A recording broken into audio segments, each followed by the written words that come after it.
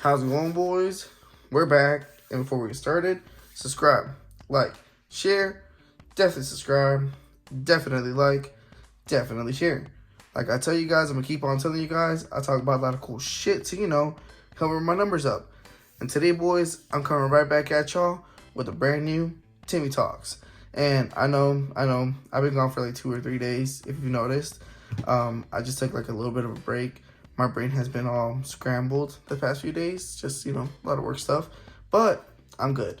So without further ado, let's get right back into it.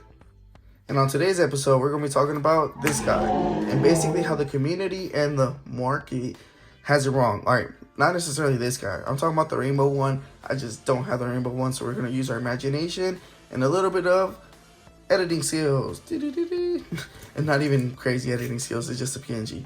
But you guys know what I'm saying. We're going to be talking about the Rainbow Zard and how basically the market's wrong. And like I said, the community. I did those backwards now. But basically, I've seen a lot of people talk about how it's the easiest Charizard to pull. It's going to be under $100 or soon, so just wait. And the one that kind of, triggers me the most, everybody's pulling it. Because trust me, not everybody is. I do have a couple points, obviously, going against those 3 theories that I've kind of seen the community talk about. But I want to hold off to talk about those after I give you guys a little bit more fuel. All right, so the biggest one I've seen is that it's the easiest one to pull. And by all technicality, it is. If we're going straight off of numbers and just, chances of pulling it, it is easier. Going off of like what rarity type it is a secret rare. And this is the Brilliant Stars little playbook or whatever. So we're going off of, secret rares. If you guys, understand that part, basically this set only has 14 secret rares. It has 4 gold Pokemon. It has 2 items, one stadium and 1 item. And then it has 4 trainers and rainbows and 4 Pokemon in rainbow.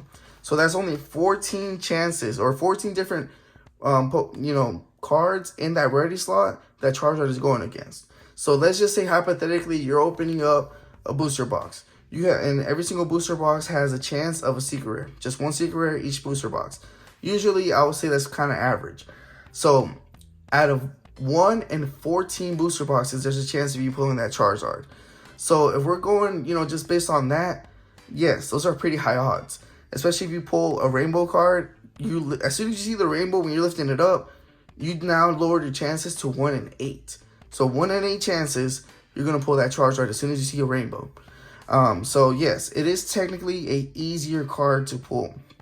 Just because it falls under that spot. But I don't think it's as easy as everybody's making it out to be. I do have a couple points against it. And I kind of want to start off by the easiest one. Duh is not going to go down. Duh is not going to, it doesn't matter how easy it is to pull. It's still a Charizard. And it's going to keep its value. And I do want to go ahead and give you guys that one. Because Charizard always keeps its value. And no matter which Charizard it is, it's always going to keep its value. From promos to a chase card Charizard is always going to keep its value. So that's my first one. Yes, it is going to keep its price because of that. But I wanted to go ahead and get that one out of the way. A second one. If we're going back to like whole numbers thing. So this first, wave. I'm pretty sure. I don't know. I don't work at Pokemon. I don't have a distribution contract. I don't know. But I am a collector and I'm in the community. Big time. And I can honestly say, if I'm throwing out a number, I would say 70% of all the products from wave 1 got opened. Me, I consider myself a sealed collector. I consider myself a sealed investor. I consider myself somebody that rather keep a set sealed and buy singles. And me, my first wave of Brilliant Stars, I'm scheduled to open all 5 of my booster boxes. I'm keeping 1 seal just to say I have 1 seal from the first wave run, but I'm opening 5. That's weird because usually I keep about 4 or 3 of them on average sealed and only open 2 for the channel. So me personally, from a sealed perspective, I'm opening them. So I know the people that in general don't think about keeping sealed, they shredded through theirs. So I would say about 70% of the first wave has been open. So of course, with 70% of the first wave being open, yes, there's a lot more Charizards out there because going back to like the whole numbers thing, 1 out of 14 boxes had one in it. So there's a lot more Charizards out there just because of that. But going off of, my second point, I think the second wave is where everybody's going to keep them sealed. Me personally, that's kind of the plan. First one, open it. Second one, I'm going to get a case, throw it in my closet, and forget about it. And I think a lot of people that, invest in Pokemon are going to do the same thing. Especially the people that feel like they missed out on that first wave. The people, the evil scalper, evil investors, they're going to be like, oh shit, that set was really crazy. Let's go ahead and, dip our fingers in there. So they're going to also, grab a case or two and keep them sealed. I'm not saying there's a whole bunch out there, but there's a good amount out there that I, me personally, I know of. I would probably say like 2 out of 10 people are that kind of person that I know, my personal circle. But I think the second wave is going to be less open. So going back to the first wave, I think what's out there is close to being what's going to be out there, because after this, I don't think many people are going to be crazy ripping it how the first wave was. I will probably say, I don't know the numbers. Like I said, I don't work at Pokemon. I don't have a distribution deal. But second wave, I can probably see less than half being actually ripped and opened. A lot of it, I think, is going to be sealed. And I think a lot of people are going to just keep it sealed because they just see, the long-termness of it. And even going from, like, a regular collector, I think a lot of regular collectors are going to keep it sealed because they're like, yo, I couldn't pull it in the first wave. I'm not going to open the second wave. I'd rather just buy it as a single. Piggybacking off of that, there's going to be more buyers. Since so much got opened in the first wave, less got opened in the second, I think everybody that didn't pull one from the first wave and is keeping their shit sealed are definitely going to be looking into just buying the single. So that's going to keep the demand up, aka the price. So it doesn't matter how much is out there, it's going to keep the price up. And like I said, even going down to like the basic how much is out there, I don't think it's as much as that it is, as much as you guys are thinking.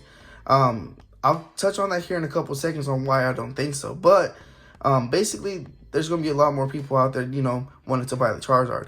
And like I told you guys in the beginning, it always does good. But even with so much out there, and, everybody's saying that, such easy Charizard to pull, even though there's going to be buyers out there to want to buy it, I don't think many people are going to be open to sell it. I think, the more casual collector, it doesn't matter how many they pull. They want to keep them all. Me personally, I have 3. I won one in a raffle. One's my girls and one's my sons.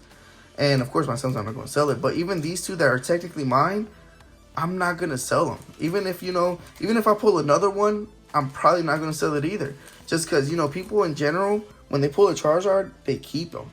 I think the same thing's going to happen with this one. I think even if Sony pulled one in the first wave, got really lucky, pulled one in the first wave, and pulls one in the second wave or pulls one, later, they're just going to keep it. So it doesn't even matter that they're out there. They're going to, they'd rather keep it than sell it for $100 to $200 or $100. You know what I'm saying? Whatever the market may be. Unless you're in a crunch, you need to figure some money out real quick. But I think overall, people are going to keep them. And then finishing it right back up to how I don't think there's really that many out there is because Charizard has this thing about him that when you pull him, you want to show it off and you flex it. I think there's as many Charizard out there as there is Golden Articunos and Golden Zapdos. I think I honestly do believe, I don't work at a printing facility, but I honestly do believe they have the same pull rates. They have the same rarity. And they're the same amount out there. Just to put it in numbers, if there's 100 Articunos out there, there's 100 Charizards.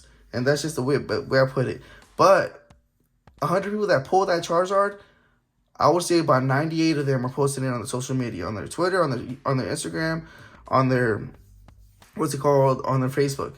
And, of course, on YouTube. They're pulling on YouTube and posting it. But out of the 100 Articuno, there's probably only about 20 or 30 posting it. And that's making people think that there's a lot more Charizards out there than there actually is.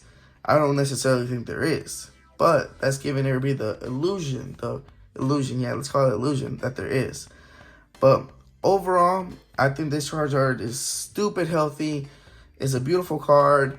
It's going to keep its value. I don't think it's easier to pull than any other card that's ever been out there. It's just right now where everybody opening up that first wave, it just looks like it. And then just to round it up, everybody's posting it, so everybody's thinking it's going to be easier. And honestly, if you pull one, you consider yourself lucky. Don't say, Oh, look, now I pulled mine. Like, no, you're pretty lucky. As of right now, Justin's opened up 3 booster boxes. I've opened up 1. My son's opened up 1. So as of right now, we're 5 booster boxes in and we still haven't pulled it. So, yeah. This is it's still pretty hard Charizard to get. But with all that out of the way, let me know if I'm tripping. Let me know if I'm wrong. Honestly, this is kind of how I feel. And it's like I said, this is my own personal opinion. I might be wrong, and I'm down to, talk about it in the comments down there. But before I go, let me get into my one single pack. And I do got this Arceus pack, and I really wish I could pull something. I saw my homie Static today on his live. He went literally 20. No, it was 19. He went 19-0 on what's it called, character rares. And dude, I felt so bad for him. I was like, yo, like, and I kept on like trying to keep it light in the chat, like, make little memes, like, yeah, 17, 18. But yo, I felt so bad. Shout out Static. Hopefully, nobody out there goes into like that big of a drought. I'm scared at this point. I'm scared of 3-pack blisters, and I'm scared of all the single product that he has out there, or not him in general, but all the single products. Just because I'm like, yo, there's nothing in there. I'm gonna just stick to booster boxes where I can almost see 10 pulls out of 1 box. But without further ado, let's see if the luck doesn't go to me. And, oh, reverse rare. And if Diz is right, this is nothing. Oh, Diz. Shout out Diz. But we got a little creamy reverse rare. But with all that being said, boys, comment down below. Let's have a conversation about it. If you guys think I'm wrong, I'm down to listen. But we out.